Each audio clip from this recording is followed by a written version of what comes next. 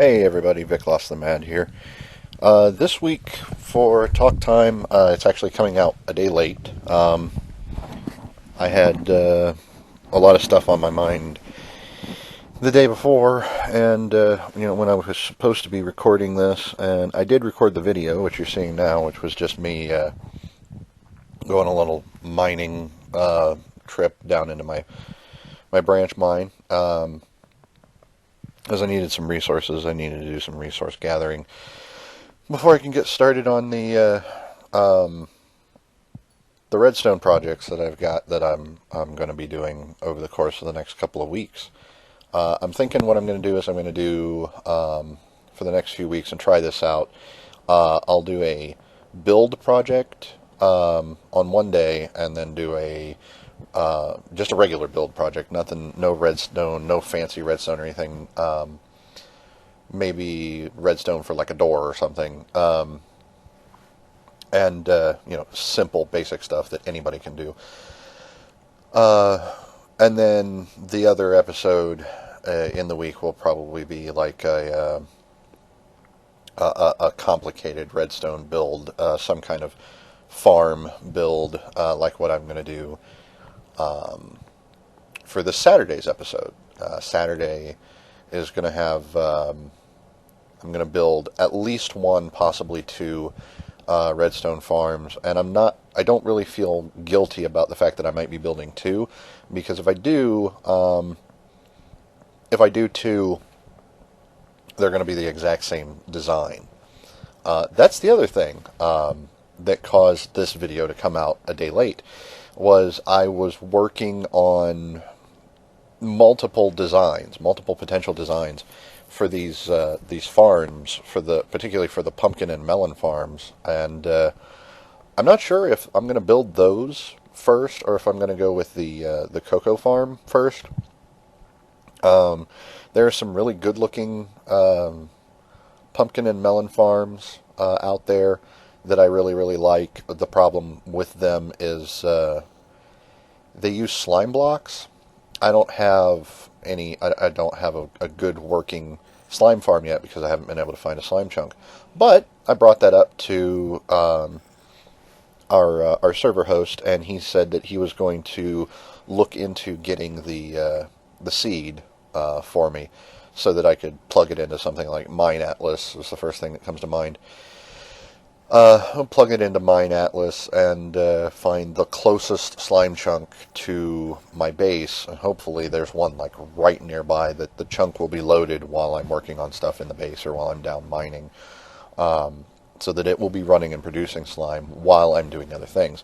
If that happens, then that means that next Saturday, if I get it early enough, between now and then, next Saturday I should be able to build the farms that require the slime blocks, which would be nice. I really do want to build those because they are super efficient and totally 100% automatic and require no input from me, and that's great because a lot of my time on Minecraft has been spent just, okay, well, it's time to harvest my crops, so run out there and harvest the crops, and then wait for them to grow again, and then go out there and harvest them. And if I don't have to do that, if I can just automate that, that means that frees up my time to do so many more other things. My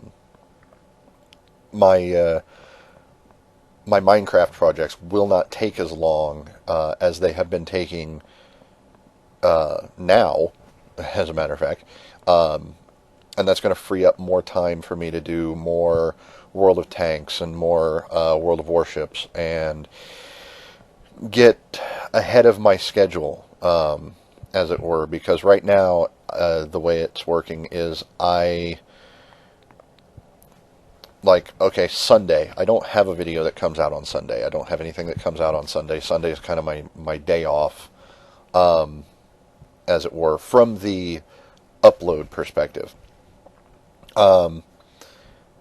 It's not really the way it actually is. On Sunday, I record Monday's Minecraft episode. and then that gets uploaded overnight, and then I publish it when I get up on Monday. On Monday, I record Tuesday's World of Tanks.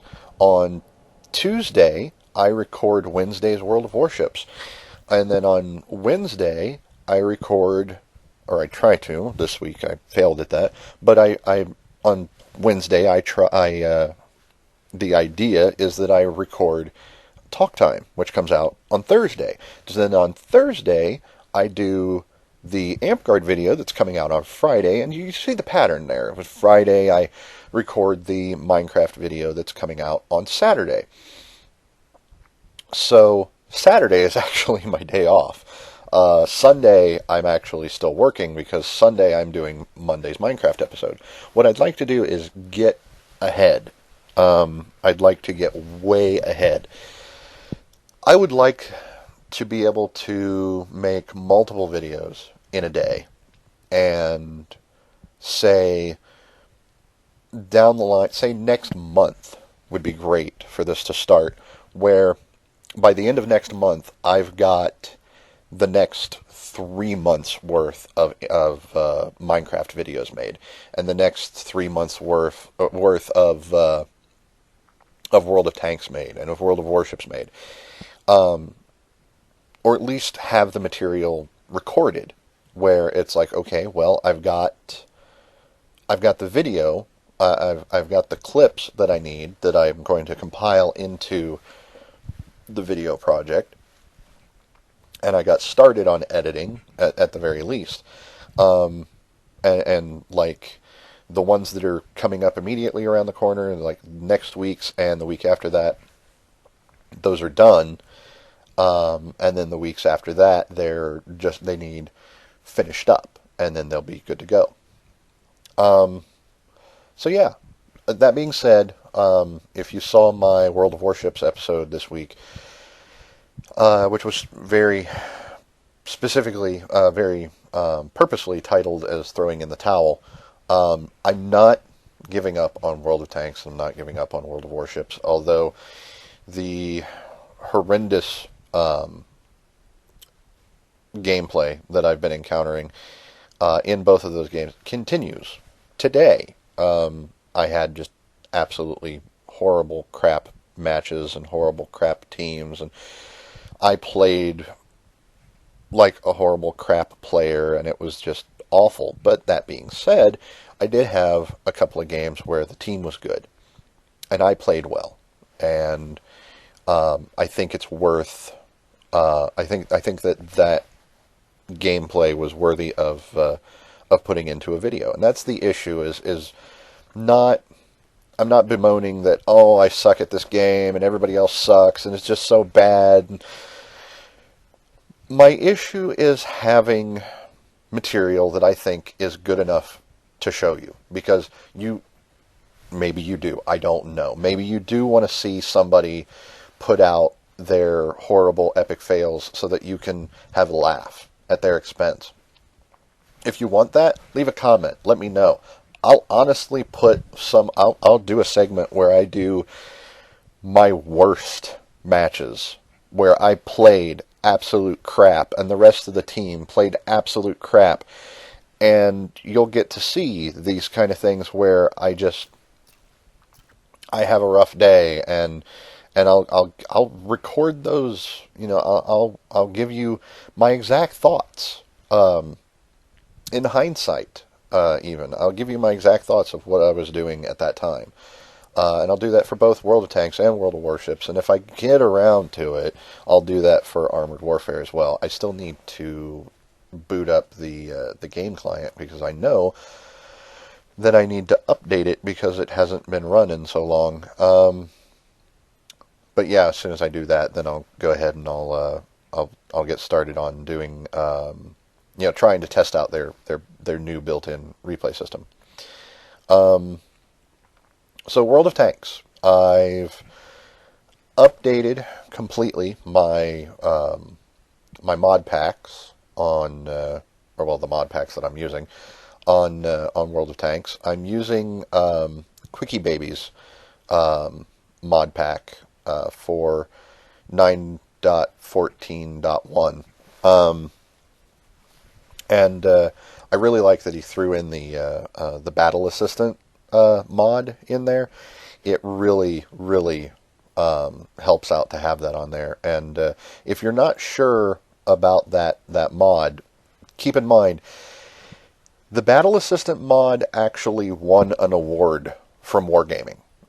It is a completely legitimate mod, and though it does make Quickie Baby said it the best. It makes your artillery play more immersive. It by no means make you. It by no means makes you, if I can English. It by no means makes you a better artillery player. It doesn't give you. Well, actually, it can, but it doesn't give you any advantages. What it does do is it allows you to see, okay, I'm in the top down and I'm aiming at this guy and it's nothing but red line. Why is it red line? Why don't I have a shot at this guy? I can't see the obstruction that's blocking my shot. With Battle Assistant, you hit G or your middle mouse button, whichever one it is, and you get that sniper view. I guess is what you would call it. And it shows you exactly what you're pointing at, what the obstacle is that's in the way of your shot. And that way you know where you have to move to get that shot, if you can get that shot at all. Because it's not necessarily a guaranteed thing that you're going to be able to get somewhere where you can get that shot. There may be a mountain in the way that no matter where you go, the mountain's still going to be in the way. You're not going to get that shot. There may be multiple obstacles in the way. And this mod helps you figure that out. So in that sense, it does make you a better artillery player, but it doesn't give you an unfair advantage over everyone else. It doesn't break the rules of the game. It doesn't show you things that you couldn't otherwise see. Because, yeah, you could just follow your line in top-down view. You can just follow your line back far enough to where the line becomes red, where it hits that obstacle and says, well, I can't shoot that guy that you were trying to aim at because this is in the way. So you can trace it back. That's fine. It's no different than that. The other things I've got on there is it's got XVM and a damage log that shows when you've been hit, if you blocked the damage, if it was no damage, and if you were damaged, how much you were damaged. It gives you the exact figure, and it also shows you what type of ammunition hit you. So, did you get hit by high explosive? Did you get hit by armor piercing? Did you get hit by APCR, heat, HESH, whatever? Whatever they hit you with, and you don't even have to see what hit you. It just tells you, hey, this is what hit you, and this is how much damage it did. Which is great. And again, it doesn't give you any unfair advantages. It doesn't tell you where you got hit from or who hit you. And it doesn't really have to, because the game already tells you what direction you got hit from, what direction the damage came from, which with splash from high explosive is a little misleading. But you got to know that, okay, well, that wasn't a direct hit. It was high explosive. There was splash damage. It hit behind me, so I'm not going to be able to figure out where that guy is. But, that's just one of the things you have to deal with. So, but yeah, having XVM, if you play World of Tanks and you've never used XVM, give it a try. It's completely safe to use. It will, by some degree, improve your gameplay. Because it will give you a whole new outlook on the way the game is played, kind of, and the way other people play the game.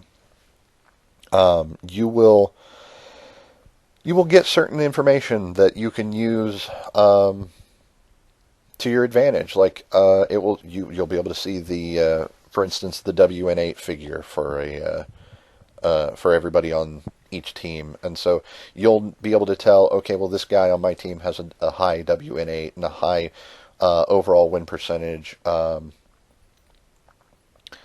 If I want to do certain things, I should probably tag along with him.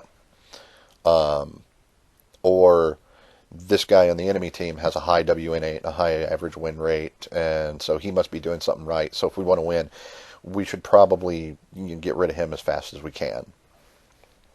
So, again, it's not a game-breaking, advantage-granting thing, but it helps in its own way. So I highly recommend XVM to anybody who's been considering it. Go ahead, check it out, give it a try. And if you like it, then stick with it. If you don't like it, you can get rid of it. It's easy. You just go into your ResMods folder and just delete it. Just delete the stuff that's in your ResMods folder. If you have no mods, your ResMods folder is empty. It's the natural state of the folder. So if you download a mod and you install the mod and you don't like it, you go to ResMods and just take it out. Just delete the file and it's gone. World of Warships. I don't know what I'm going to do regarding World of Warships stuff. I'm going to keep plugging away at it, and I'm going to dedicate as much spare time as I can afford to, without causing permanent sanity loss, to trying to grind my way past the South Carolina, because that thing is primarily what is bringing me down with that game. And once I grind my way out of the South Carolina and into the Wyoming, which is going to be, I just know it's going to be far and away better, things will probably turn around for me. So I think that's what I need to do. I need to get out of that rut. I need to get away from that thing and get to something better. I also, something happens when I play a battleship. I how do I want to say this? I focus too much. I tunnel vision. That's it. That's what it is. I tunnel vision onto a target, and I stick on that. And I've put up some battleship gameplay before. Go back and watch that. I've got a video titled Big Guns. Go watch that one. And no, I did. It was a match in the Kawauchi and a match in the South Carolina, and I did pretty decent in both. Go back and watch those, and you'll see that even though I did kind of well in those matches, you'll see what I'm talking about the tunnel visioning. And I could have done a lot better than I did. But that happened. It's back there. There's no sense in kicking myself over it. I move on. I learn from it. And I try not to duplicate that. You identify the problem, and then you try to correct it over time. You try to correct the problematic behavior. So that's what I need to do. I did a video called Keeping Your Cool. I think that's what it was called. I'm not going to sit here and go check right now. But if it was something else but similar to that, go ahead and correct me in the comments. I don't care. Actually, I do care. I'll greatly appreciate it. But yeah, I did a video that I think was called Keeping Your Cool or Keep Calm or something like that, where I talked about, you need to keep your cool. You need to keep calm in stressful situations. I need to take my own advice here lately. It's just been really, really bad, and the worse the situation around me gets, the worse I become, because I'm letting it get to me. I need to stop letting it get to me, and I need to just remain calm, collect myself, focus down, figure out what's going wrong, and fix it. So, one thing that I need to do is I need to start playing with better tactics. When I am playing a battleship, I need to stick closer to my cruisers because they are my support. They're going to keep me safer from aircraft and strength in numbers. And one of the people that I follow, the Mighty Jingles, he said he said quite wisely, never underestimate the value of teamwork. It gives your opponents someone else to shoot at. So there's also that. For instance, if you're in a let's say you're in a tier 4 battleship, and you're palling around with a couple of tier 3 cruisers, the average player is probably going to focus down those cruisers first. Because one, they can fire faster than you can, and two, they have less health and less armor, so taking them out is going to happen quicker, in theory. So you want to get rid of them first. Yeah, the battleship has big, nasty, ugly guns that hurt a lot, but they're inaccurate. So not that big a deal. Just don't get real close to him and don't get into his secondary gun range, and don't make your problems worse than they already are. That, and something I've noticed, this is something that I've noticed with the lower tier that I'm in on World of Warships. I don't know if this continues to persist at higher tiers, but cruisers seem to have more range than battleships, which, coupled with the extremely ridiculous dispersion of shots from the main guns on battleships at low tier, and I know at higher, I have seen at higher tier it continues to be that way. That's just bad. So I don't know, maybe with the next big update to World of Warships, maybe there needs to be a buff on the dispersion pattern of battleship guns. I don't know. The RNG on battleships some days is worse than the RNG for artillery in World of Tanks, which is pretty bad. That's another thing I want to talk about. There are a lot of you out there who think that artillery, there's some people, there's a debate on artillery. It's all skill and it's no luck, or it's no skill and it's all luck. I'm going to tell you right now, if you're in the camp that thinks that artillery involves skill, you are mostly very wrong. Even if you play artillery and you think you have good skills as an arty player, you are deluding yourself. I love playing artillery. I think I'm pretty good with artillery, but I attribute that to luck, not skill. There is not a whole lot of skill in putting the cursor over a target, waiting for the balloon to shrink down to its smallest size, and clicking the mouse button. And praying that the shot lands on the target and not somewhere else in the circle.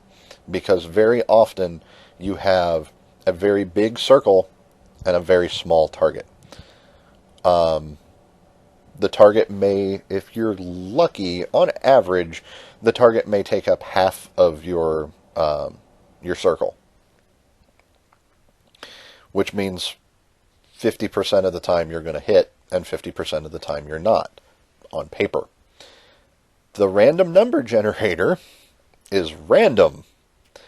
So the rules of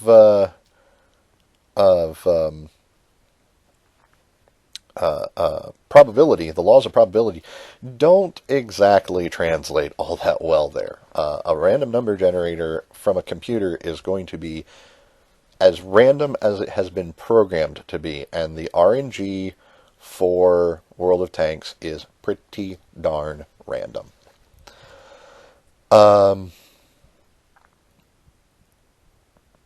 I I have one artillery right now, and I'm working on the crew so that I can transfer them over. I've got the M41 HMC, and I'm waiting. I've maxed everything out on it, and now I'm just training up the crew and their skills before I move over to the M44.